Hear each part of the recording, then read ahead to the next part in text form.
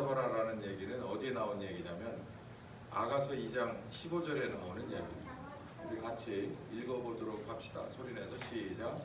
우리를 위하여 여우 곧 포도원을 허는 작은 여우를 잡으라.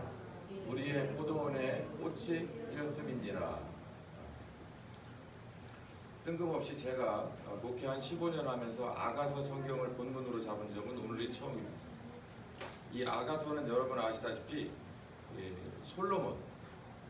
솔로몬과 술람미 여인, 구스 여자, 그러니까 지금으로 말하는 이제 흑인 인종이죠. 가까이 있었으니까 팔레스타인 지방 얼마나 이뻤으면 혹 빠져서 이런 아가서를 썼습니다. 그러니까 이런 글을 쓸 정도가 됐으면 그 당시의 행동은 또 얼마나 대단했겠어요. 어쨌든 이 솔로몬 왕이 어느 한 여인을 사랑한 이야기입니다. 아가서를 읽어보면 정말 낯뜨거운 이야기들도 많아요.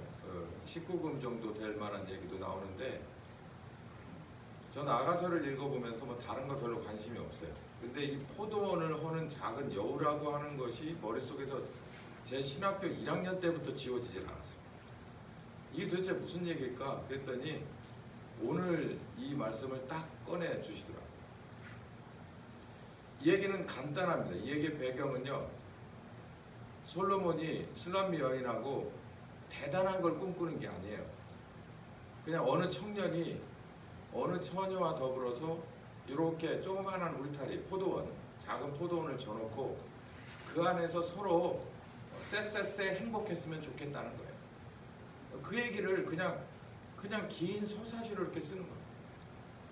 이건 우리들의 본성이 어느 한 청년과 어느 한 처녀가 만나 사랑하고 그저 작은 방 한 칸, 또 작은 평수의 아파트 하나, 뭐 요 정도 주말에 쉴 수 있는 뭐 이런 정도의 보금자리를 꿈꾸는 것과 맞닿아 있고, 그리고 성경에서 창세기 1장과 2장에 하나님이 우리와 더불어서 안식을 누리고자 하는 것과 맞닿아 있는 겁니다. 이게 본능이에요. 본성이고. 이게 없는 건 정상이 아닙니다. 어디 가서 약 사서 이렇게 처방전 나오지도 않는 병인데 이거는 하나님 앞에 나와서 구약과 신약을 처방받아야 정상으로 갈 수 있는 거예요. 이게 정상인 거예요. 네. 이게 정상이라는 얘기를 내가 대놓고 할 날이 얼마나 남았을지 모르겠습니다. 이게 정상이란 사람이. 근데 이 솔로몬이 경계를 하는 거예요. 이 포도원 얘기도 나오고 얼마나 가슴 떨리는 얘기입니까? 여러분 생각을 해보세요. 결혼을 이미 하신 분들은 이 뭔가 이 터전을 생각을 하면 내가 저 주인공과 저 배우작감과 이런 터전 안에서 뭐 이러고 저러고 지지고 볶을 생각을 하는 게 이게 이제 포도원이라는 거예요. 근데 이 포도원에 뭐가 있냐면은 이 울타리가 있는 겁니다. 울타리. 영역을 이렇게 정해놓는 거예요. 울타리 없는 집이요. 여러분 아파트 사니까 그렇지 옛날 어렸을 때 생각을 해보세요. 집에 울타리가 없는 데가 어디 있어요? 지금 아파트니까 그냥 방문이 울타리가 되죠. 공용구역을 지나서 방문이 울타리가 되니까 그러니까 이 현대 사회에 이 현대 인간이 이게 제정신일 수가 없는 게 우리가 사는 데는 눈에 보이든 안 보이든 선이라고 하는 게 있어요. 여기도 그 얘기를 하는 건데 이게 마음에 와닿지 않는 건 우리가 개인주택에 사는 사람이 별로 없기 때문에 그런데 개인주택이든 어디든 간에 선이라는 게 있다고. 이거는 이 안에는 그렇게 허가낸 사람, 그럴 수 있는 권한이 있는 사람 이외로는 들어올 수 없는 선이라고 하는 게 있어요. 근데 이 선이라는 것 자체가 특히 우리나라의 이 아파트 세대에서는 특히 이 교회에서도 그냥 교회 문은 365일 열려 있다라고 어디 그러라고 어디 돼 있습니까? 성경에 돼 있어요? 만민이 기도하는 집이라 그 만민이 누구를 말하는 건데?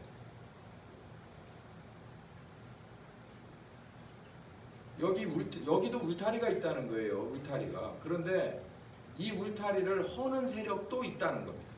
근데 여기서 보면 그게 작은 여우라는 거죠.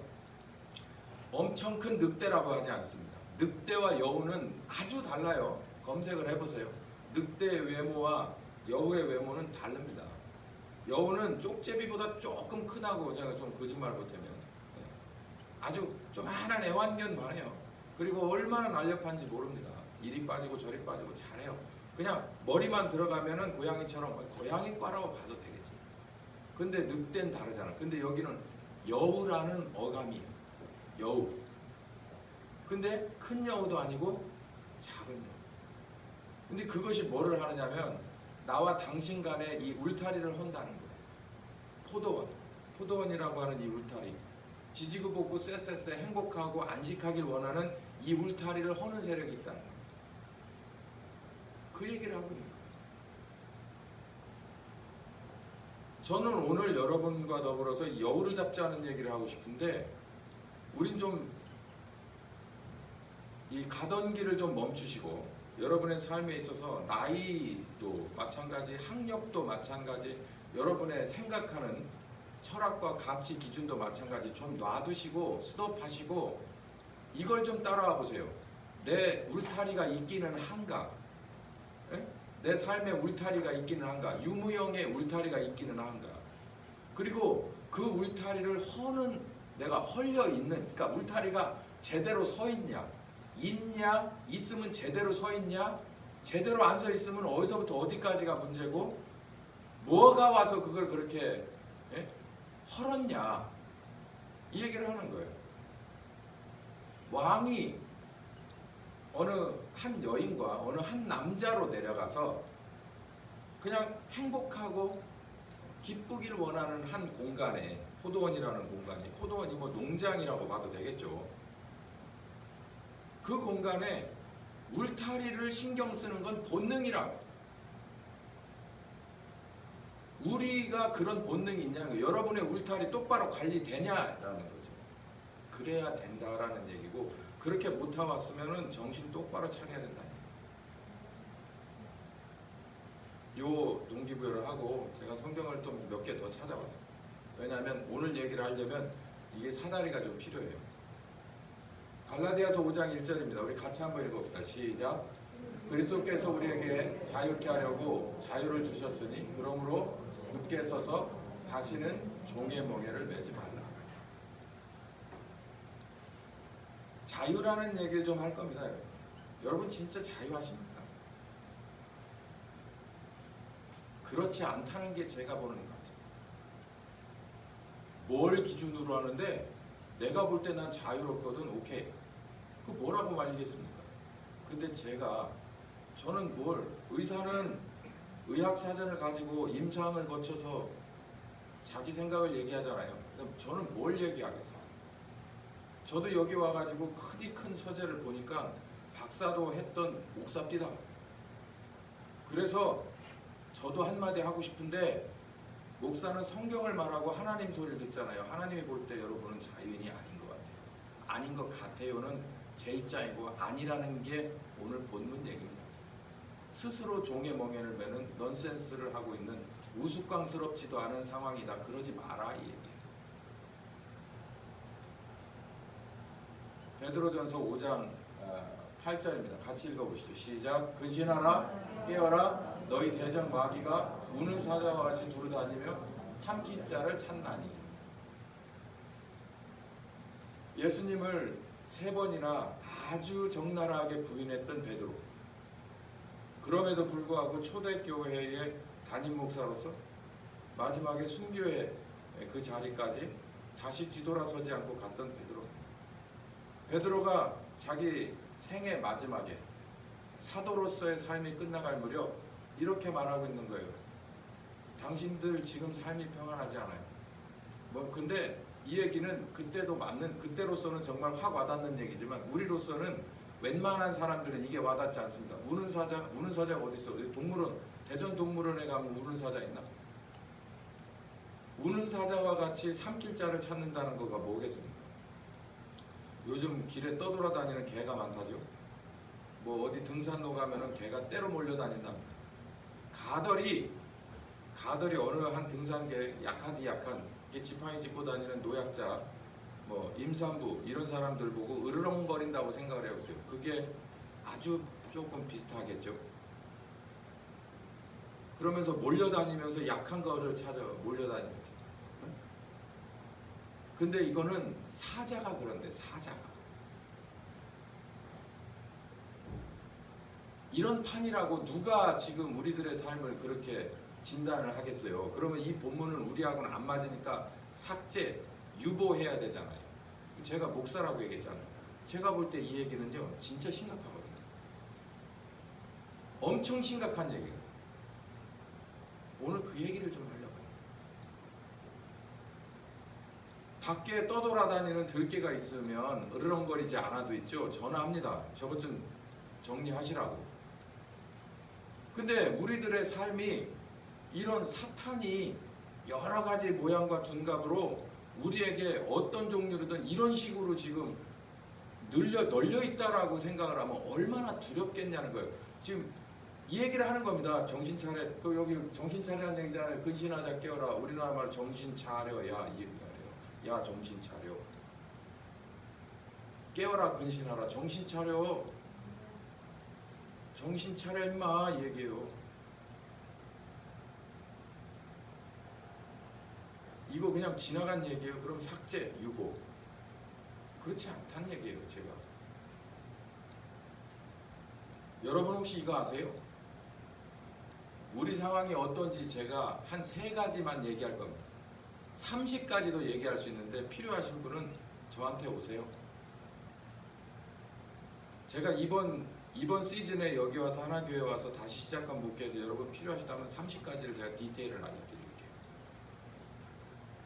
생각보다 조금 똑똑해졌습니다.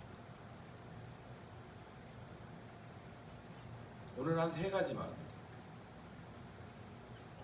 여기 내 나라가 대한민국이 아니신 분, 국적이 대한민국이 아니신 분, 대한민국이지만 대한민국을 내 나라라고 생각하지 않는 분은 이 동영상에서 끄고 나가시면 돼요. 여기서도 설교를 듣다 일어나서 나가시면 돼요. 이 얘기는 어디에 해당되냐면 내 나라가 이 대한민국이라고 하는 행정적이고 구체적인 마음의 결단이 있는 사람만 듣는 얘기예요. 우리나라 최첨방 철책이 무너졌다. 이거는 상징적인 얘기입니다. 뭐 노크 기준 뭐 어쩌고 얘기해도 제 아들뻘 되는 우리 청소년들이 밤에 잠 안 자고 총 가지고 지켜요. 그렇기 때문에 그나마 이러고 있습니다. 그러니까 무너졌다고 하는 게 딴 게 무너졌다고 하는 게 아니라 제가 오늘 얘기하고 싶은 거는 우리나라에 있어서 최전방의 철책에 해당되는 어쩌면 철조망보다 더 중요한 거가 무너졌다는 거예요.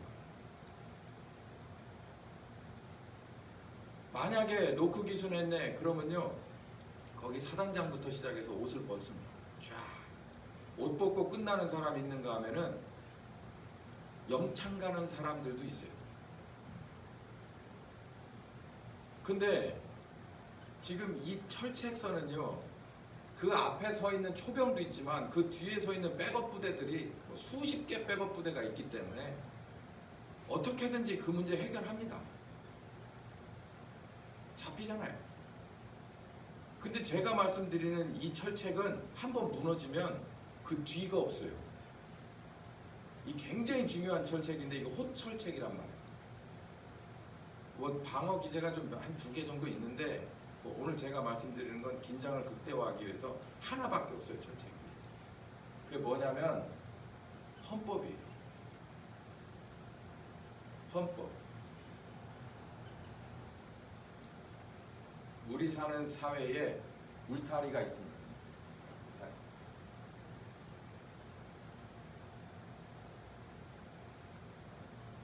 이게 전부 우리 사는 인간 사는 사상인데 이 안에 제가 파란색으로 쳐놓은 이게 저와 여러분이 사는 대한민국. 여기는 이 밖에는 미국도 있고 소련 뭐 이거 없어졌으니까 러시아 뭐 여러분이 아는 걸 다 여기다 넣으시면 돼요. 이건 뭐 쥐들이 알아서 살아라고 내비두고 우리가 삽니다. 이 안에 저도 있고 제 안에도 있고 여러분도 있어요.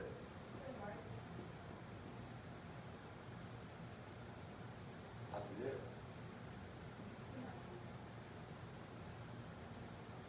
이게 이렇게 해서 모인 모둠이 하나 교회입니다. 그리고 교회 밖에 또 있겠죠? 이 밖에는 또 이렇게 모둠해서 이게 절일 수도 있고 성당일 수도 있고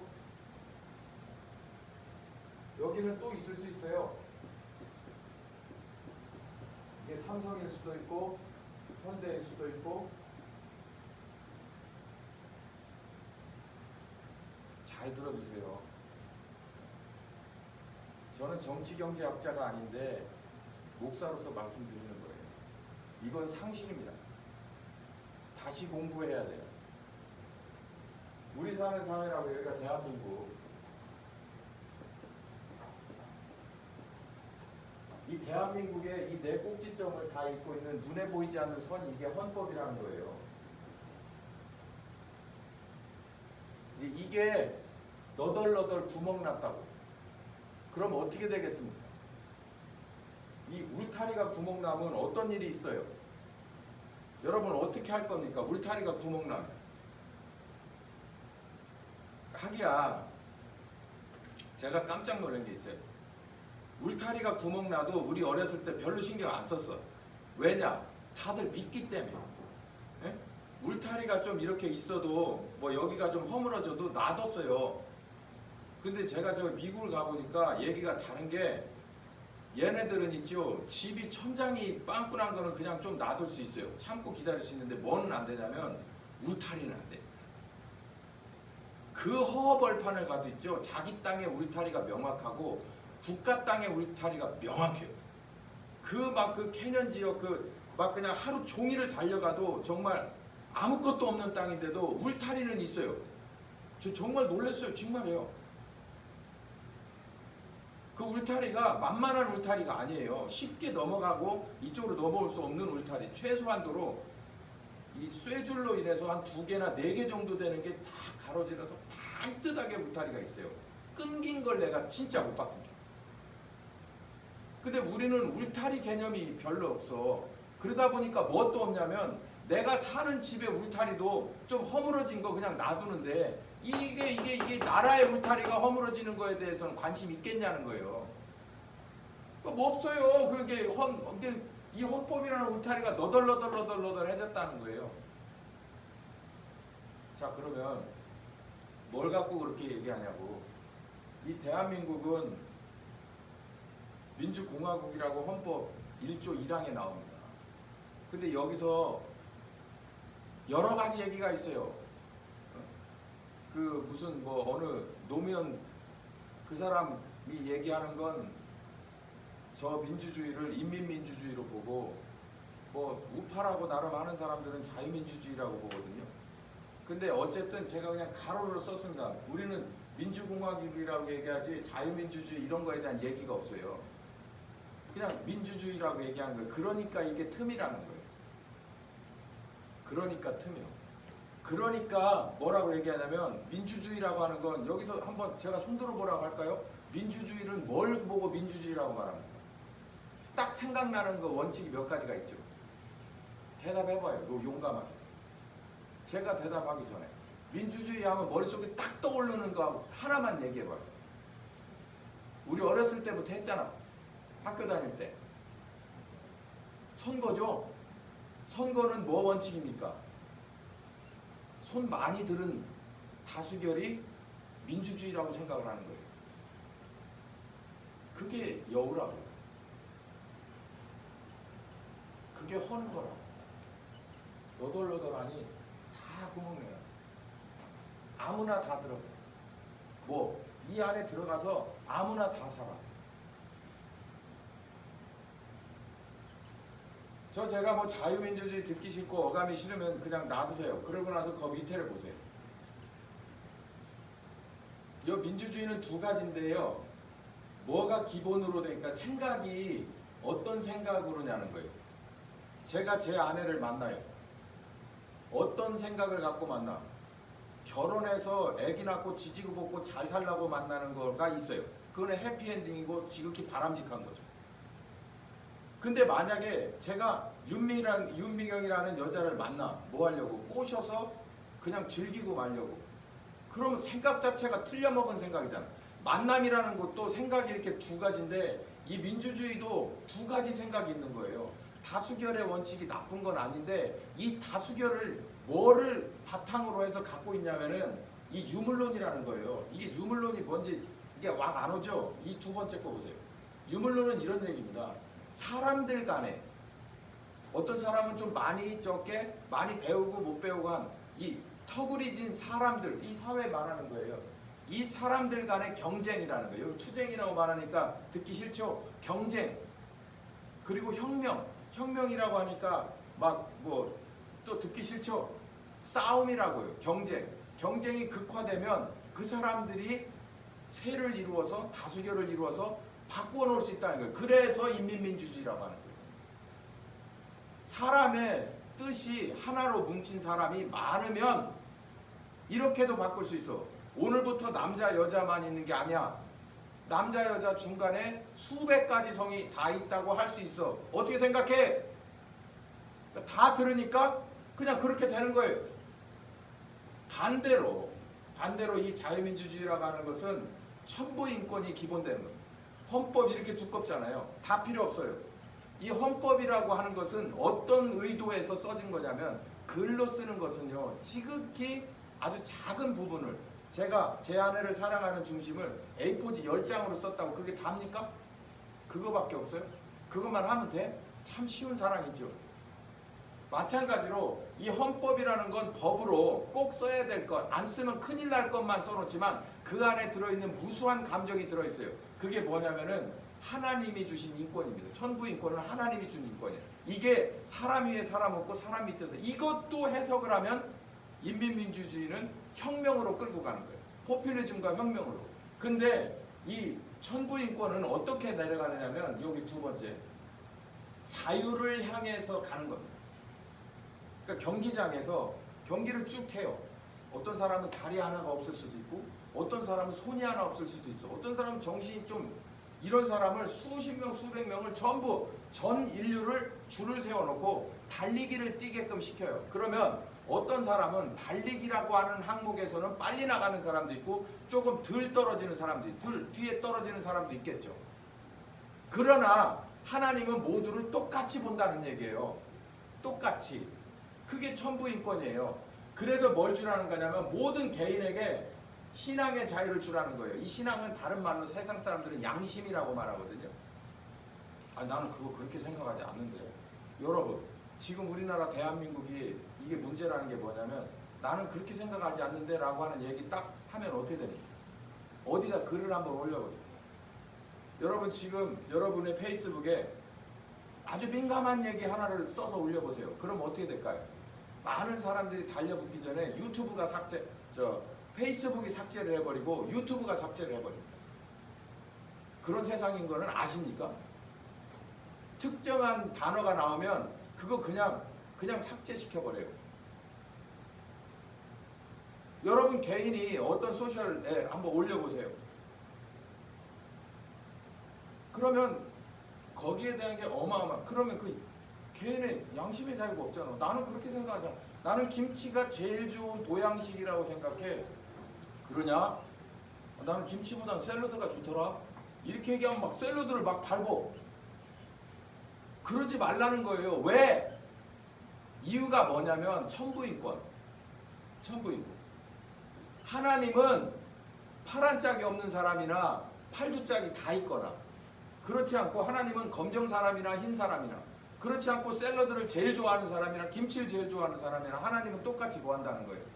사랑한다는 거예요. 그걸 누가 말려? 부부지간에 내가 남자라 힘이 많고 돈 많으니까 내 마누라를 병들어서 약하고 돈도 못 버니까 이거 웃기네 이렇게 보라는 거예요? 사람은 그렇게 볼 수도 있겠지. 사람의 가치 기준은 상황에 따라 조속으로 바뀌니까. 그러나 하나님은 그렇게 보지 않는다는 거예요.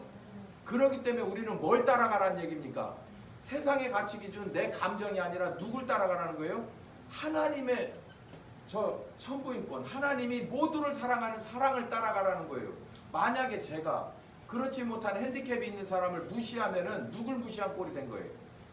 하나님을 무시한 꼴이 되는 거예요. 이것 때문에 전쟁도 나는 거고 이것 때문에 도네이션도 자기 전 재산도 다 아깝지 않게 쾌척을 하는 거고, 이것 때문에 공부하는 거고, 이것 때문에 죽는 거예요. 그게 가치라는 겁니다. 가치. 먹는 것, 입는 것, 마시는 거에 따라서 그때 맞아, 맞아, 아이 그거 그냥 우리가 그냥 이렇게 법으로 해가지고 그거 못하게 하자. 이거 오늘 그냥 다 나눠 갖는 거 하자. 우리끼리 다 할 수 있다고 생각하는 거예요. 그게 유물론이라고. 그게 물질이 다라고 생각하는 거예요. 물질은 한계가 있잖아요. 그러니까 살아있을 때 중요한 거고, 살아있을 때 먹어야 되고 마셔야 되고 살아있을 때 즐겨야 되고. 그러니까 성이라고 하는 경계선도 이따 가정 얘기나, 가정이라는 게 무슨 소용이 있냐는 거예요. 아주 적나라한 얘기 하나 할까? 이런 얘기 들어보셨어요? 오늘은 뭐 다음 이 가정도 허물어져요. 이 하나님이 주신 인권, 이게 기본이 돼서 나온 헌법이라는 거예요. 뭐가? 우리나라의 헌법이. 이제 아시겠습니까? 민주주의 하면 뭐만 떠올리면 안 된다고? 다수결의 원칙? 오케이. 맞아. 근데 뭐를 떠올리시라고? 오늘부터? 민주주의 하면 뭐? 천부인권. 우리 한번 이게 옛날에 그 어떤 목사님 놀이 한번 해볼까요? 천부인권 하면 민주주의 하면 천부인권. 민주주의 싫은가 봐. 하지 마. 그리고 마지막으로 하나님이 주신 천부인권을 기본으로 해서 자유를 향해서 뭐를 만드냐면 최소한의 법을 만드는 거예요. 최소한의 법을 만드는 거예요. 제가 최소한이라고 쓰진 않았지만 최소한의 법을 만드는 거예요. 근데 법을 만드는 목적이 뭐라고요? 하나님의 천부인권과 그리고 우리 한 사람 한 사람의 천부인권에 입각한 토대로 한 자유를 향해서 뭘 만든다고요? 법을 만들어. 그러니까 법이 우리의 자유를 뭐 해줘야 되는 거예요? 지원해줘야 되는 거예요.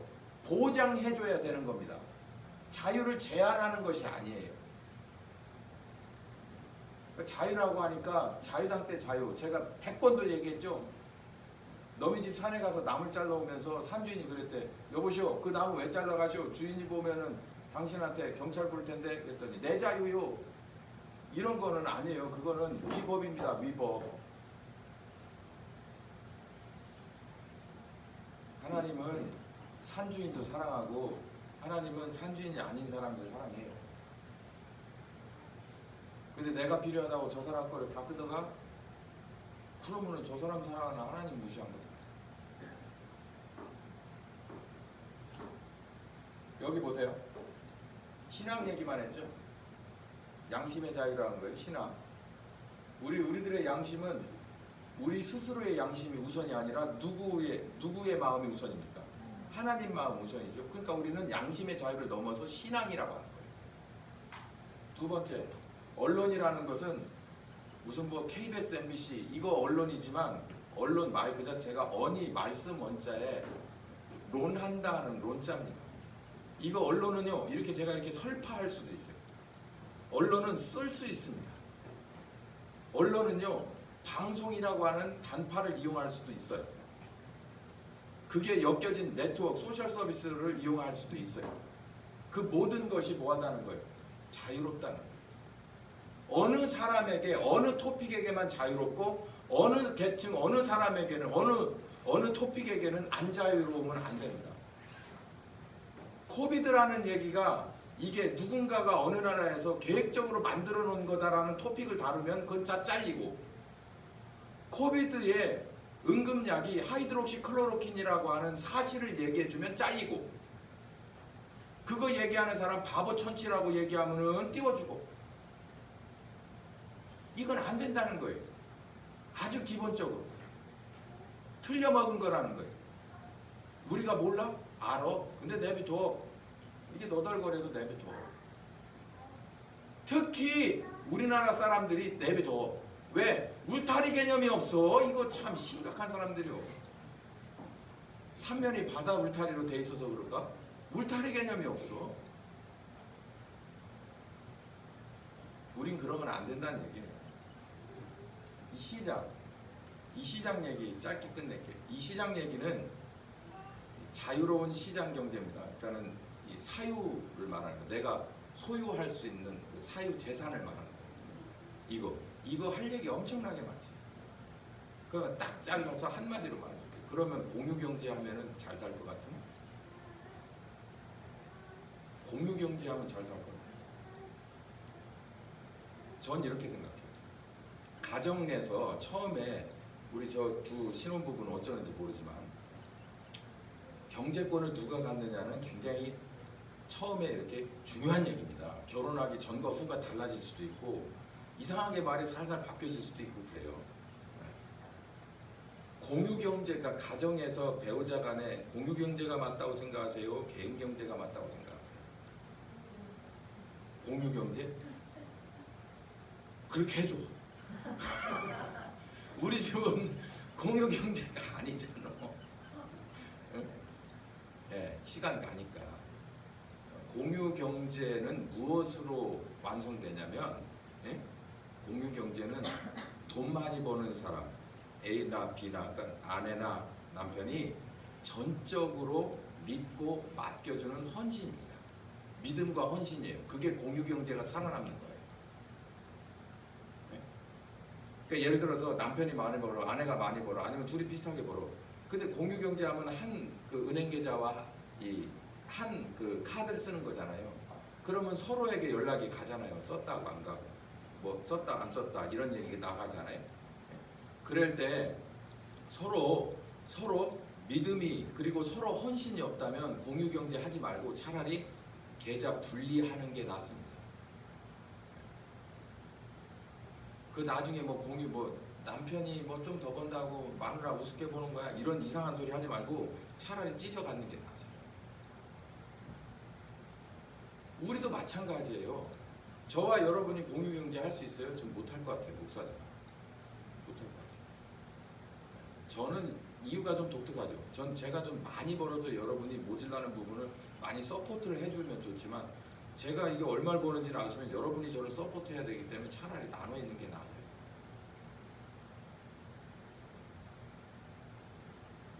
시장. 이 시장의 자유가 없으면은 뭐의 자유도 없냐면 인간적인 삶의 자유도 없어요. 돈이 있는 사람이든 없는 사람이든 필요한 게 참이에요. 뭐 나는 없어도 돼. 괜찮아. 그런 사람 논외로 하고 다 경제 활동을 하려면 동서양을 막론하고 차가 있어야죠. 근데 이렇게 정해놔봐. 차 모두 같이 쓴다. 공유차. 그래가지고 다 만들었다고 쳐. 그러면 그 차를 돌리려면 뭔가 돈은 필요하고 기름값고 뭐 다 필요한데 그러면 한 사람 앞에 얼마씩 똑같이 내. 50만 원씩 세대별로 다 낸다. 운전할 사람 인당. 아니 그러지 말고 나는 마티즈 중고 100만 원짜리 사가지고 기름 아껴 써가면서 10년 넘은 차 이게 혜택 받아가면서 나는 한 달에 20만 원만 차에 투자할 수 있거든. 이런 사람은 사람이 아닌 거예요. 어떻게 생각하세요? 그런 사람은 벤틀리 탈 사람이 자기 벤틀리 안 타고 그냥 아반떼 타면서 그런 사람들한테 다 메꿔주면 되지. 돼요. 시장이 굉장히 중요한 거예요. 최소한의 사람으로서의 이 인간적인 자존심을 살려야 될 몇몇 가지들은 저 시장의 자유에서 옵니다. 그래서 노력해서 경차가 소형차 되고 소형차가 중형차쯤 되고 그게 미니밴쯤 되면 끝나는 거예요. 인생. 그 자유가 없이 어떻게 사람의 인격권을 지금 이게 제가 지금 뭐 그냥 대충 말했잖아요. 시장에 관해서 공유경제 얘기 나오고 정치인들이 쥐뿔도 정말 그거 만약에 부작용 났을 때 지가 지 재산을 털어서 그 마이너스 된 경제를 막아줄 수 있다면 저 그 사람 대통령이 돼야 된다고 생각해요. 근데 그럴 수 있는 능력이 없는 사람이면은 그런 얘기하면 안 됩니다.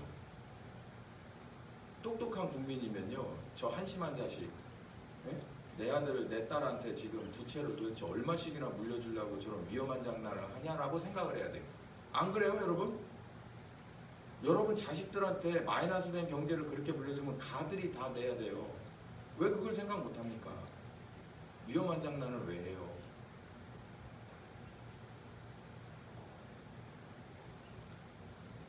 다 잊어버려도 요거 하나만 잊어버리지 맙시다. 우리나라는 어떤 토대의 그런 생각에서 나라가 세워졌냐면 하나님의 천부적인 인권, 자유를 향한 법치라고 하는 이 토대에서 헌법이라는 게 만들어졌어요. 저기 위에 있는 그렇지 않죠. 저 수도권 이북에 있는 애들은 그렇지 않아요. 두 번째, 요것도 재밌습니다. 여기 특히 이제 가정을 가진 분들은 정신 차려요. 내 집 담장이 무너진 걸 알아요. 무너졌다고 생각하시는 분 있어요? 없죠. 제가 지금부터 현란한 제 현호님으로 여러분을 좀 한번 설득해 보겠습니다. 자, 첫 번째, 우리 집은요, 가정이라는 걸 말하지, 부부, 가정.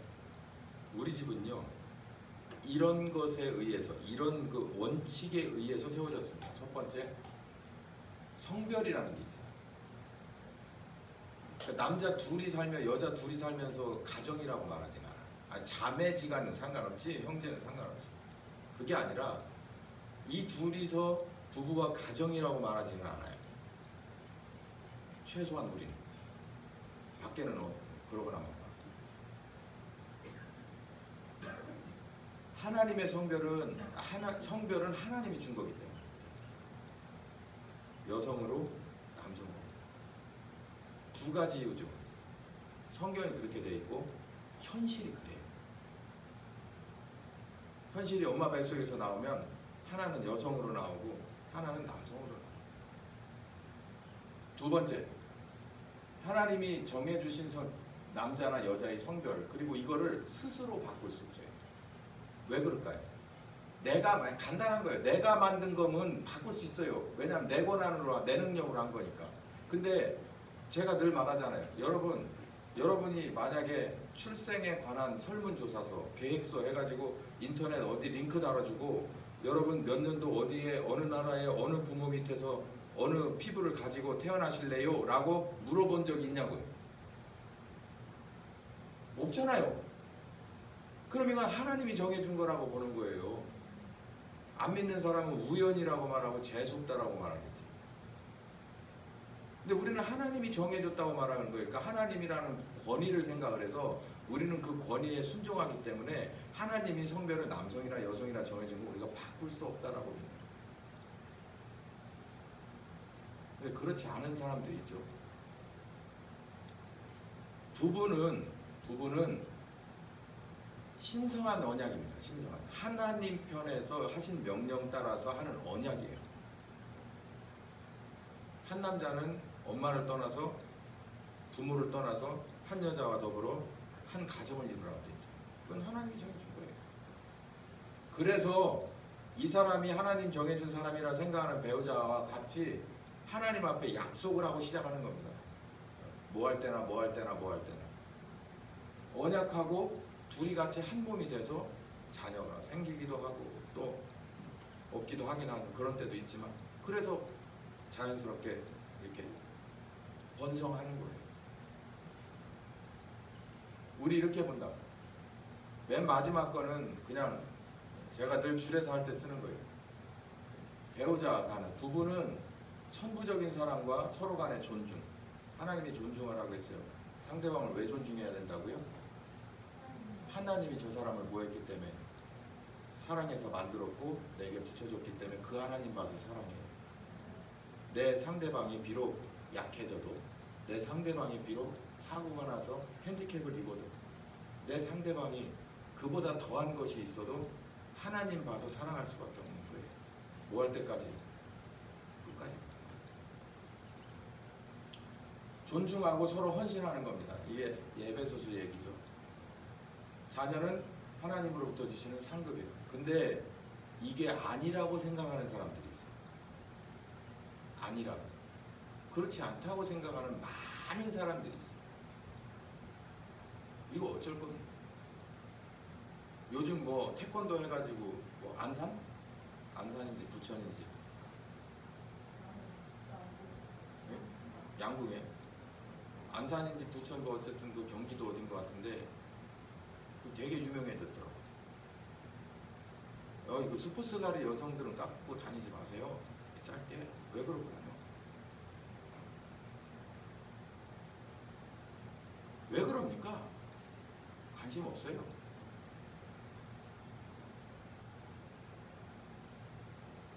뭐 분명히 저는 그렇게 생각해요. 애비답지 못할 때 마누라와 딸이 아빠를 무시하게 돼 있거든요. 애비가 애비다우려고 주먹질만 많이 하는 것도 문제고, 내가 이 술주님을 얼마나 센 줄 알아? 그러면서 맨날 퍼마셔도 그게 문제가 되고, 돈만 던져다 주고 딴짓을 열심히 해도 문제가 돼요. 어쨌든 여러 가지 이유가 있겠죠. 어쨌든 애비가 애비답지 못하면 마누라와 특히 딸이, 뭐 아들도 마찬가지지만 그거는 본인에게 있기는 해요. 근데 그 가정의 문제고, 제가 그 가정의 남편이 아니고 제가 그 가정의 아내가 아니잖아요. 그러니까 그 가정의 일은 말하고 싶지 않다고. 내 가정의 울타리는 말하고 싶지 않아. 그런데 그걸로 인해서 내 가정의 울타리가 허물어지면 안 된다는 거예요. 목사님 뭐가 얼마나 어떻게 허물어져요? 저는 절대 허물어지게 놔두지를 않죠. 전 목숨 걸고 지키죠. 제가 어떻게 제 아들들 둘이 머시매끼리 결혼한다고 엄마, 아빠 내가 진짜 일생에 이거 하나만 들어주면, 그러면서 얘기를 하면 제가 가만두겠습니까 그걸? 그렇게 못되게 사전에 전지작업도 제가 하겠지만, 만약에 그럼 제가 그걸 받아주겠어요? 눈에 흙 들어가기 전에는 안 된다고지? 여러분도 다 저도 그래요 라고 얘기하니 정말 다행입니다. 근데 우리 사는 사회가 참 희한한 사회가 됐어요. 맨날 카톡에 단톡방 같은 데 오는 거 있잖아요. 무슨 평등법 있네 뭡네 하는 거.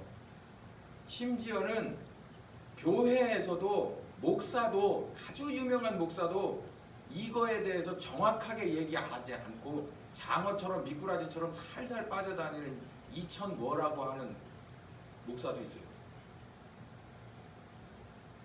이찬.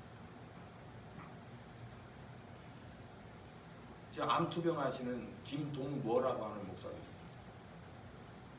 이상한 말재주를 부려. 이건 간단한 흑백 논리거든요. 성경은 복잡하게 얘기하지 않아요. 기다 아니다, 먹지 마, 해 말어 이렇게 얘기하고 있거든요. 근데 이상한 얘기가 길어. 자꾸 짧게 얘기를 못하고 이건 기어, 이건 아니여 이렇게 얘기를 하지 않고 이상한 얘기를 달아.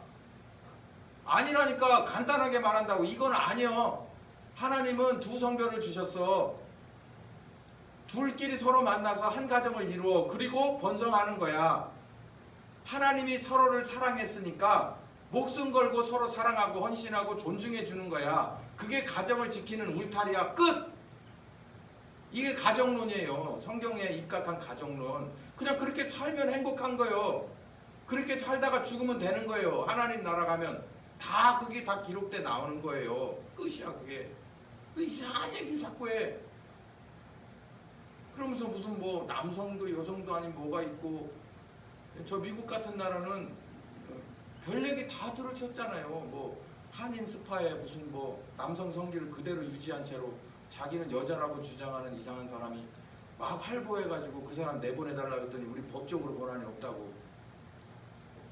그거 잘못됐다고 교회에서 나와가지고 성경을 따르라, 미국이여 성경을 따르라 했다고. 그렇지 않은 애들이 와가지고 마구 두들겨 패가지고 다 찢어놓고 살점 다 떨어졌는 유혈이 낭자한데도 극우 어쩌고 해가면서 우리나라하고 똑같이 언론들이 그렇게.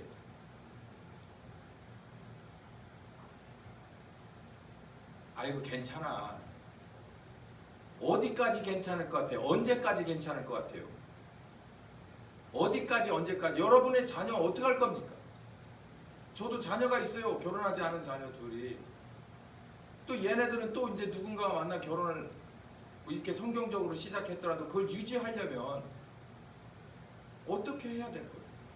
지금은요 큰 틀에서 말씀만 드리는 거예요. 사소한 뭐 서로 존중이 안 되고 이런 거는 우리끼리 고칠 수 있어요, 얼마든지. 근데 이 울타리를 말하는 거예요. 이 울타리, 가정의 울타리가 이미 너덜너덜해졌는데 이거 어떻게 할 거냐는 거예요. 여기에는 제가 넣질 않았지만 학교의 울타리는 또 어떻고? 학교의 울타리는 말도 못해, 말도 못해.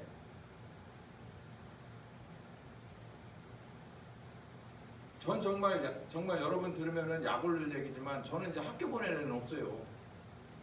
그리고 보내도 지들이 알아서 판단할 만한 나이들, 우리는 이만큼 나이가 먹었기 때문에. 근데 학교 보낼 분들은 어떻게 하려고? 난 진짜 걱정돼. 난 진짜 학교 못 보낼 것 같아. 학교 못 보낼 것 같아. 어떡할 거예요? 거기 그 딸내미 둘은 어떡할까? 학교 못 보낼 것 같아. 화장실 갔는데 막 덜렁덜렁한 놈이 들어와가지고 내 자유요 막 하고 이러고 다니면 어떡할 거냐고. 애들 와가지고 엄마 붙잡고 막 울고 엄마 이게 맞는 거야, 이런 학교 가야 돼 막 이렇게 얘기를 하면 어떡할 거냐고. 이걸 어른들은 삭히기도 하고 이럴 수 있지만 애들은 어떻게 할 거냐는 거예요. 애들이 학교하고 뗄래야 뗄 수가 없잖아요, 특히 우리나라는. 근데 이 문제를 어떻게 할 거냐는 거예요. 그러니까 저런 나라는 막 심지어 홈스쿨링도 해요. 그래서 이상한 애들 캐릭터를 만들어내기도 합니다. 홈스쿨이 다 좋은 건 아니거든요. 애들하고 같이 또래 집단을 유지 못하니까 외골수 되는 애를 키워. 그 문제, 교육적으로도. 이거 어떻게 해결할 거냐, 이 문제. 이거는 예수 안 믿는 사람들도 이 문제에 대해서 굉장히 심각하게 생각을 해요, 지금. 근데 우리들이 심각하게 생각을 안 해. 가장 이렇게 문도 없고 경계선도 없는 학교하고 경계선 있는 가정이 어디 있어? 학교에서 선생님이 뭐 한다고 그러면 막 그냥 다 서포트하고 받아들이고 다 하잖아요. 학교와 가정은 한 몸이라고 봐도 과언이 아니에요. 군사부일체, 사부일체. 어떻게 할 거냐고. 이게 경계선이 없어요. 완전히 너덜너덜 돼버렸어. 아무거나 막 드나들고 아무거나 주인 행세하고 아무거나 진리 행세를 하는데 이거 어떡할 거냐. 이런 데서 내신 등급 잘 받아서 서울에 있는 팸이 유명한 몇몇 여대 보내면 되는 겁니까? 인서울대학 보내면 되는 거요? 거기서 말도 안 되는 교수 밑에서 논문 쓰고 석학돼 가지고서 어디 들어가면 되는 겁니까?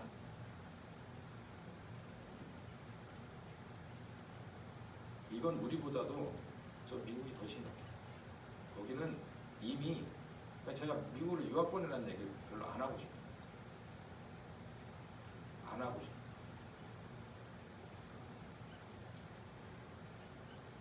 마지막으로, 이거는 뭐 별로 안 하다 할 수도 있어요. 교회 담장이 온 거예요. 목사님, 교회가 담이 있어요? 시골에 가도 교회는 담이 없습니다. 담이 없는 게 이상한 거예요. 그냥 이렇게 펼쳐져 있어도 저 푸른 초원에 교회가 이렇게 우뚝 서서 철담장이 있나 뭐 이런 펜스가 없어도 상관없어요. 그건 있고 없고는 상관없어요. 경우에 따라서 필요하면 하기도 해야겠지만 그 담장을 말하는 것은 아닙니다. 교회 담장이 뭐냐면, 교회는, 여기를 좀 잘 들어주세요. 교회는 뭡니까? 제가 이 설교를 일주일 내에 품고 있다가 갑자기 바뀌었어요. 그래도 제가 품고 있었던 거니까 잠깐 설명을 드립니다. 교회에 관한 얘기는 에베소 1장 끝절에 나오죠. 에베소 1장 중간부터 시작해서 끝까지가 나와요. 21절 끝에 교회가 정체성이 나오는데, 교회는 이런 거라는 거예요. 교회 여기 이렇게 됐죠? 이렇게요. 교회는 크게 2등분으로 나눠지는데, 교회의 머리, 사람이 이렇게 크게 2등분으로 나눕시다. 머리하고 몸이라 보면 머리가 있어요. 교회의 머릿결, 그건 누구라는 겁니까? 예수님이라는 거죠. 우리를 위해서 십자가 지고 대속하시면서 부활하신 예수님이라는 거예요. 그걸 누가 정해준 거라고? 아버지 하나님이 그 판을 정해줬다는 거예요. 그리고 그 밑에 있는 신자들은 뭐다? 몸이에요. 오른손, 왼손, 뭐 발, 뭐 장기, 눈은 아니고 이런 사지 육신을 말하는 상징적인 얘기죠. 이건 무슨 얘기냐면 온전한 생명체라는 얘기입니다. 온전한 생명체. 어디 하나 부족한 거 없는 온전한 생명체라는 거예요. 그걸 누가 만들었다?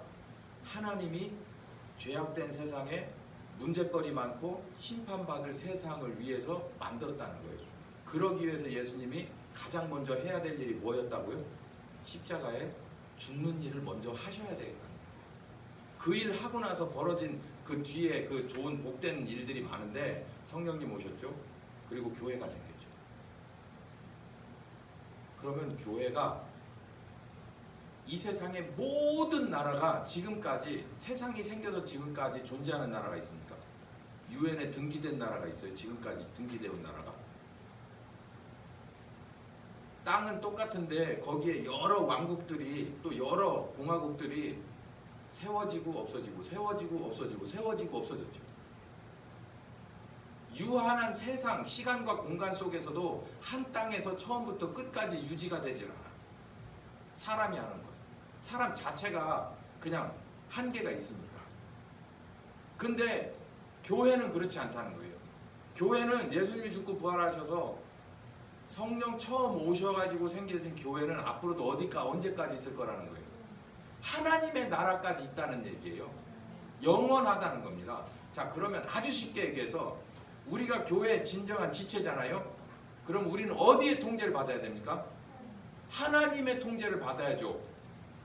하나님의 통제를 받아요. 미국에 있는 미국 대사관은 한국 정부의 통제를 받습니까? 절대 받지 않습니다. 어디에 통제를 받아요?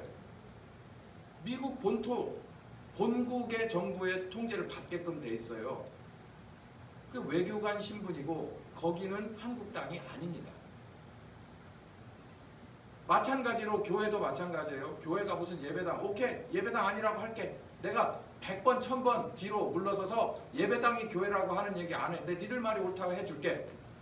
그러나 교회의 머리가 예수님인데 예수님은 우리가 어떻게 기네 아니네 얘기할 분이 아니잖아요. 하나님이시니까 그거는 그냥 인정을 해야 되는 거예요. 우리가 건드릴 수 있는 영역이 아니에요. 예수님이 머리라니까. 내가 받아들이고 안 받아들이고의 문제가 아니라니까. 내가 오른손인데 오른손이 내 머리가 예수님이라는 걸 받아줘 못 받아줘 이게 자꾸 때려? 왜 아닌데 이거 내 머리 아닌데 이렇게 할 수 없다는 거예요. 선우가 있잖아. 전우가. 그러니까는 교회의 머리는 무조건 예수님이 자리를 잡는 거고 그리고 나서 천하 여러 캐릭터들이 선택받은 사람들이 순차적으로 오게 돼서 어디에 붙어요? 이 머리에 붙게 돼 있다고. 그래서 팔도 되고 그게 아주 이 비유가 적절합니다. 이 교회는 하나님의 통제를 받아요. 하나님 나라가 본국이고 여기에요. 그러면 여기서 이제 여러분 이제 여기서 잘 결정을 하셔야 돼요. 여러분 우리 국적이 어디입니까?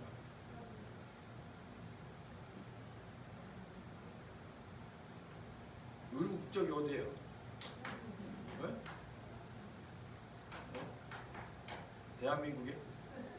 그러면 대한민국 국적에 있는 사람이 그럼 내가 하나 더 물어볼게요. 교인입니까?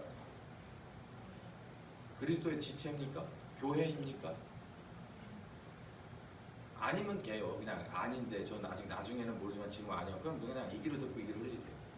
그럼 만약에 내가 그리스도의 지체라고 생각하시는 분은 제가 지금부터 드리는 말씀을 명심하시고 내가 그리스도의 머리로 그리스도를 받아들였고 내가 그분의 은혜로 그분의 지체가 됐잖아요.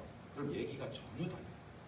이거 업저버가 아니에요. 왔다 갔다가 아니고 그리스도의 지체라고 생각을 한다면 그리스도와 더불어서 한 몸이라는 거예요. 생명체. 생명체는 여기도 속하고 여기도 속할 수가 없어요. 미안하지만. 그러니까 우리들의 국적이 어디냐고 물어보면 우리는 하나님 나라 국적이라고 얘기를 해요. 제가 만약에 군종이면 저는 국적이 어디냐고 물어보면 하나님 나라라고 말합니다. 그게 맞습니다. 하나님 나라 사람은 국적이 하나님 나라 사람이니까 누구의 통제를 받아요? 하나님의 통제를 받는 거예요. 지금 교회가 그렇게 생각해요? 신자들은 제가 그냥 50% 디스카운트 해줄게요. 여기서 50%는 그냥 반절이라고 치고 한 50%만이라도 아니 10%만이라도 그렇게 생각하는 사람과 목사가 있다고 칩시다. 목사는 100% 그래야지. 그럴까요? 이 세상의 법과 하나님의 법이 충돌할 때 우리는 어딜 따라가야 된다는 얘기예요. 하나님 나라를 따라가요. 간단한 얘기예요. 이렇게 얘기하면은 광신자요 무슨 뭐라고 이제 계속 얘기하는 게 또 있는데 그 프레임이 아무리 가두려고 해도 그건 네 생각일 뿐이고 진리는 그렇지 않단 말이에요. 여기 성경이 그렇게 돼 있네. 이거 어떡하려고? 1.1핵도 변화 없다는 건 이 얘기를 두고 하는 얘기예요. 이 판이 바뀌지를 않아. 이 판이. 우리는 그렇다고 생각하고 꿩처럼 타조처럼 모래밭에 내 머리를 묻고 잠시 잊고 지나가고 착각하고 그냥 머릿속에 약물 들어간 것처럼 그렇게 지낼 수 있지만 원래 그 판은 바뀌지 않는다는 거예요. 이게 교회의 울타리입니다. 기본이에요. 그리스도의 지체로서 머리로 그리스도를 머리로 그리고 우리가 그분의 지체된 유기체로서 우리들의 최소한의 정체성은 바로 이거라는 건데 이게 너덜너덜해졌다는 거예요. 그때 사각으로 접기도 하고 오각으로 접기도 하고 원으로서 둘둘둘둘 말기도 하고 그래요. 필요할 때마다. 그게 상황 논리입니다. 상황 신학. 예수 그리스도의 십자가 대속의 은혜를 기반으로 그가 교회의 머리가 되시고 우리가 그분의 지체가 된 생명체를 말하는 생명체, 온전한 생명체, 이게 교회라는 거예요. 그렇기 때문에 우리는 하나님의 통제를 받는 게 맞답니다. 그런데 우리나라에서 교회는 어떤 위치냐라는 걸 제가 설명을 해놨어요. 너무 가슴 아파하시지 말고 잘 보세요. 우리나라에 아까 헌법이 있다고 그랬죠. 이 헌법의 기본과 처음과 끝이 누구라고 그랬어요? 이 안에 헌법의 시작과 끝이 누구의 생각이라고 그랬어요? 하나님의 사랑이죠. 그러니까 교회가 사실 이 세상의 법률과 부딪힐 일이 거의 없어요. 오히려 교회는 은혜와 사랑을 그리고 물질적인 것까지도 교회에서 높은 곳이 돼서 밑으로 흘러내려 줄 수 있는 겁니다. 구조 자체가 그래요. 왜? 우리는 이 대한민국의 헌법을 기초로 두신 하나님을 직접적으로 묶여 있잖아. 그렇기 때문에 우리는 법률에 위반될 게 전혀 없어요. 이론적으로 그렇단 말이에요. 왜? 헌법이라는 것 자체를 하나님이 만들었기 때문에 우리가 볼 때 이 헌법은 정말로 저 밑에 거예요. 오늘은 제가 여기 쓰지 않았지만 언젠가 또 기회를 주시면 여러분께 말씀드릴게, 이게 지금 여우를 잡으라는 얘기는 아주 기본적인 우리 삶 속에서의 영역을 말하죠.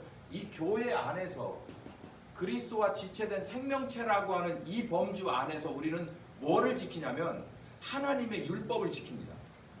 십계명을 포함한 모든 율법을 지켜요. 그걸 누가 감시해요? 누가 가르쳐주고? 성령님이 하잖아. 그러니까 우리는 그런 정도 수준의 하나님의 법칙을 하나님이 직접 와서 가르쳐주고 인도하고 모범을 보여주면서 배우는 사람들이 이 세상에 거하고 걸릴 게 뭐가 있어? 있으면 돼요, 안 돼요? 안 되는 거예요. 우리는 완전히 세상에서 볼 때 에이스야, 에이스. 어디에 잡아도 흠잡을 게 없는 사람들이라고. 그게 올바로 된 교회입니다. 이게 이해가 됐으면 좋겠어요. 정말 바랍니다. 우린 세상에서 흠잡을 게 있는 사람들이면 안 돼요. 세상의 법은 진짜 저 후진 저 변방의 법이고, 변방의 법 중에 그나마 조금 높은 위치가 대한민국의 헌법이라고 보면, 우리 그리스도인의 이 새로 태어난 하나님의 신의 성품은 이런 거 엄청 위일 거예요. 세상의 법은, 하나님의 법 중에서도 성문법은 뭐 죽이지 말라고 그랬잖아요. 죽이지 마라. 근데 예수님은 이걸 업그레이드 시켰어요. 성령님 우리에게 뭐라 그러는 거예요? 죽이지 말면 하루에도 여러 번씩 속으로 칼질할 수 있어. 총질할 수 있어. 근데 그래서 성령님 우리한테 뭐라는 거야? 야, 그렇게 돼서 해결할 일이 아니여. 차라리 뭐 해라? 사랑해라. 너를 포기하고 살아. 하나님이 그 사람을 사랑하고 기회를 주잖아. 이게 어디 차원이 같은 얘기입니까?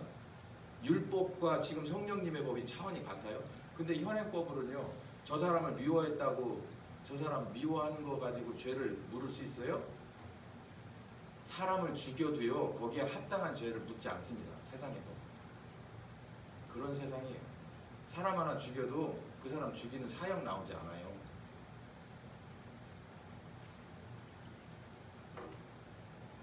그런 세상이에요. 저 밖에.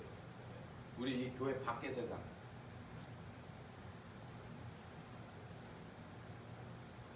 하나님의 인권, 우리를 향하신 인권, 자유민주주의 헌법을 기초로 신앙과 언론과 그리고 집회 자유를 보장하는 하에 각 교회의 작은 예배와 활동이 이루어진다.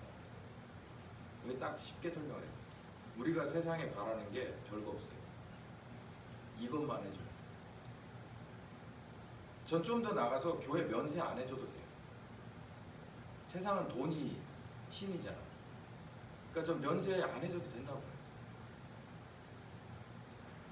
이게 동의할지 안 할지 모르지만 사실은 우리 사업자 등록증도 없애버리고 여러분 그 저 뭡니까 기부금 영수증 그거 포기하면 안 됩니까?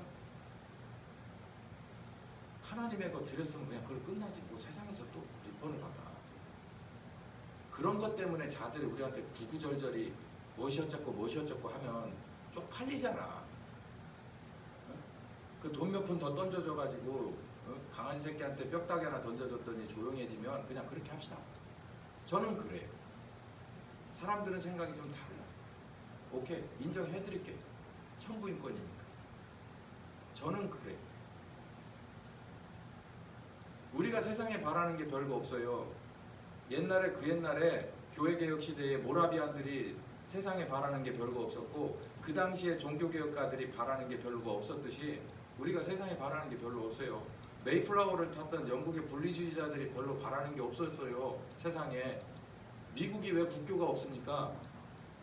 우리나라도 국교가 없죠. 미국 복사판이니까 이승만 대통령이 그걸 복사했으니까. 왜 국교가 없을까요? 국교가 있는 나라들이 진정한 양심과 신앙의 자유를 억압했기 때문이죠. 정말 이거를 왜 우리는 모를까요? 우리가 세상에 원하는 게 별거 없어요. 제가 어떤 분과 대화 중에 그런 얘기를 해요. 진정한 예배가 온라인 예배냐 오프라인 예배냐 이걸 어떻게 결정하냐는 거예요. 이게 무슨 화두인지 아시겠죠, 여러분? 이건 믿는 사람들 속에서 나온 게 아니라 안 믿는 사람들의 정치 공작입니다. 분별력이 그렇게 떨어지는 거예요, 신자들이. 온라인 예배나 오프라인 예배나 이 모든 것을 총괄해서 예배 퀄리티를 논하는 건 우리끼리 하는 얘기예요. 예배 저 바깥에 있는 사람들하고 할 얘기예요. 우리끼리 할 얘기예요. 우리끼리. 더 직접적으로 말하면 신학교나 목사들의 모임에서 할 얘기라고. 이게 그 사람들이나 할 문제지 이거를 왜 안 믿는 사람이 정치하는 사람이 더군다나 기독교 그 개신교인도 아닌 사람이 온라인 예배라고 퀄리티가 떨어지고 오프라인 예배라고 퀄리티가 더 있으니까 그렇게 말하는 그런 불경스러운 얘기를 하게 놔두냐고. 왜 그런 걸 받아주냐고. 그거는 not your business예요. 그럼 우리들끼리 할 얘기라고. 어디서? 교회 안에서 할 얘기라고. 안 그래요? 그걸 어떻게 밖에 있는 사람들이 그걸 교회에서 감나라 대천하라 제사상에다가 이거 나라 저거 나라를 하여 그 분별력도 없어요? 온라인 예배를 드리든 오프라인 예배를 드리든 그건 누가 결정한 문제입니까?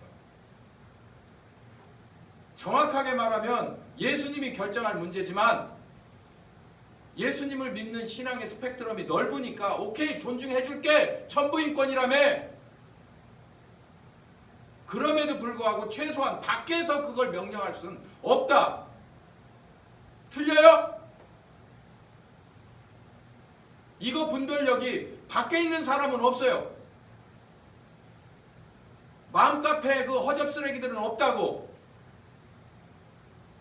근데 최소한 누구는 있어야 됩니까?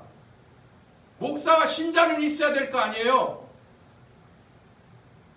왜 우리 집안일을 밖에서 얘기하냐고. 우리 가족이 밥상을 앞에서 3명이 먹든 4명이 먹든 왜 그걸 도시락을 싸가지고 밖에 나가서 따로 먹든 그걸 왜 신경 쓰느냐고. 그걸 또 받아주자 말자 하고 있어.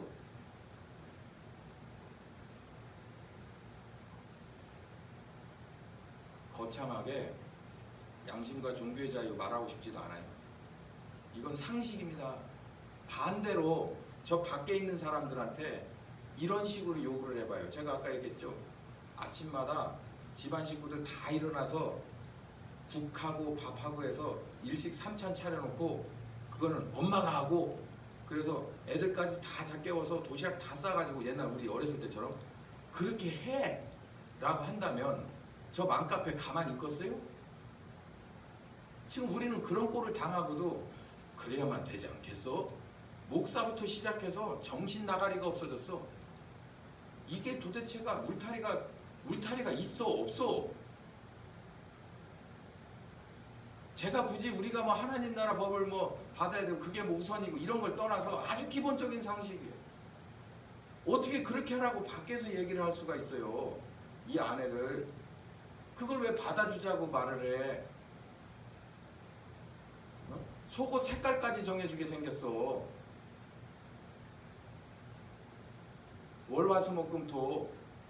충청도 사람들은 빨주노초 파남보 입고 경기도 사람들은 반대로 입고 자동차 번호판도 전국 번호판으로 바꾸는 세상에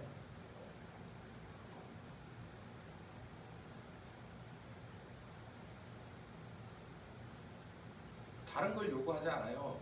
목숨을 걸고 메이플라워를 탄 사람들, 저 미국 동부 해안에 플리머스 항, 지금도 거기가 순례 코스잖아요. 뭐 저도 꼭 가보고 싶습니다. 그 배 안에서 내리질 않았다는 거 아니에요. 왜냐하면 주일이 내리기 때문에. 예배 드리고 다짐하고 내렸다는 거 아닙니까? 우리가 여기 온 이유가 뭐냐? 여기 온 이유가 뭐냐? 그것 때문에 얼른 내려서 좀 멀미도 좀 재우고 싶고 또 어떻게 좀 그러고 싶죠. 씻고도 싶고 그렇지 않겠어요? 안 내렸다는 거예요.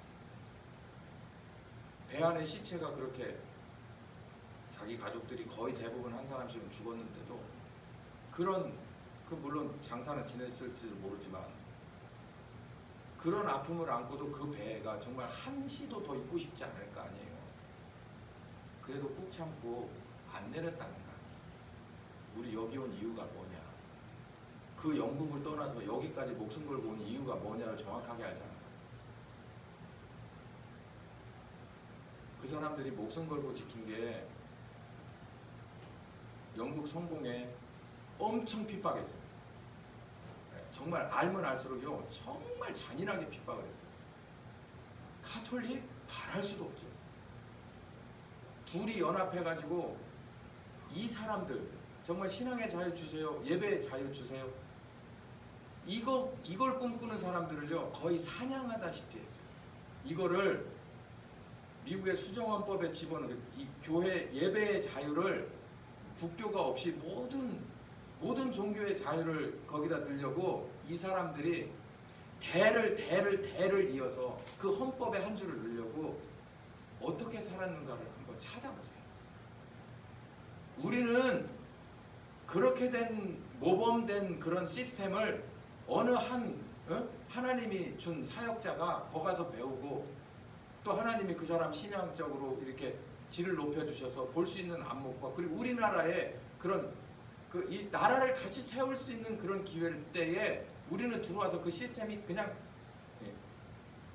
카피, 컨트롤 눌러가지고 카피, 붙이기 해가지고 쫙 왔기 때문에 그런 데다가 우리는 이렇게 한 70년 동안 그런 시스템에서 살았기 때문에 전혀 이 울타리에 대한 감각이 없어. 이 울타리까지 가본 적이 없거든.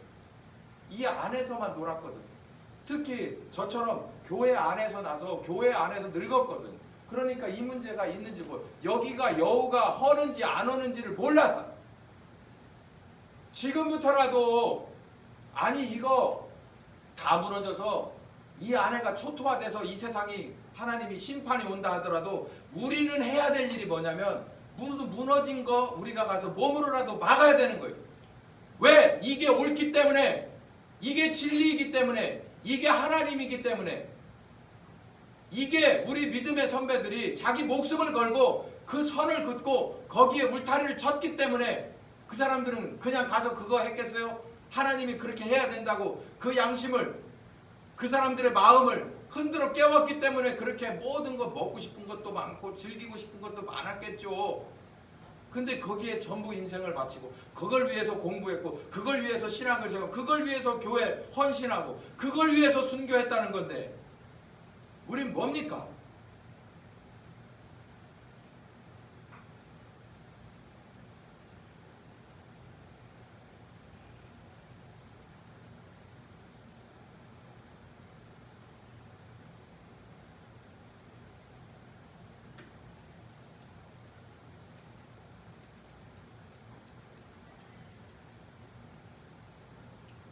오늘 성경 말씀 3개만 읽고 끝냅시다. 아가서 2장 15절 시작. 우리를 위하여 여우 곧 포도원을 오는 작은 여우를 잡아 우리의 포도원에 꽃이 피었습니다. 갈라디아서 5장 1절 시작. 그리스도께서 우리로 자유케 하려고 자유를 주셨으니 그러므로 굳게 서서 다시는 종의 몽에를 매지 말라. 베드로전서 5장 8절 근신하라 깨어라 너희 내적 마귀가 우는 사자와 같이 두루다니며 삼킬 자를 찾나니. 기도하시겠습니다. 감사하신 하나님, 정신을 차려야 될 때가 됐습니다.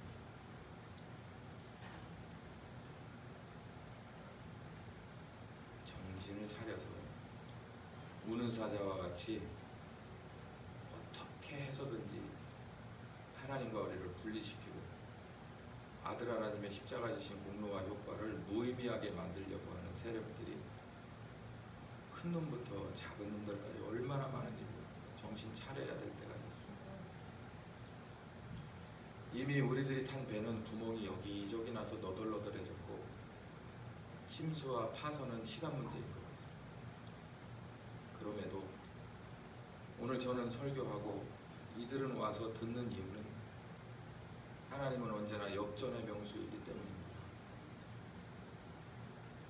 특별히 하나침례교회 지금까지 귀한 말씀으로 가르치고 이 상황을 대비하셨으니 여기에 있는 한 사람 한 사람 귀한 기도회를 통해서 원근각지에서 잊지 않고 다니엘처럼 창을 열고 기도하는 그 한 사람 한 사람의 무릎을 주님께서 받으시고 비전 트립을 하게 하셔서 성령님과 더불어 내가 앞으로 나아가고 어디에서 무언가를 하며 어떻게 주님 앞에 간다라는 것을 알 수 있는 기회를 허락하여 주시옵소서.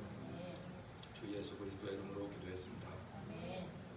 지금은 우리 주 예수 그리스도의 은혜와 아버지 하나님의 극진하신 사랑하심과 성령님의 교통하시는 역사, 이제 이 귀한 말씀을 헛되이 낭비하지 않고 이 말씀 따라서 귀한 기도회의 귀한 말씀의 제목으로 삼아 우리 주님 원하시는 곳까지 다 이르기를 원하는 10년과 가정과 교회 후에 함께 하시길 예수님의 이름으로 축원하옵나이다. 아멘.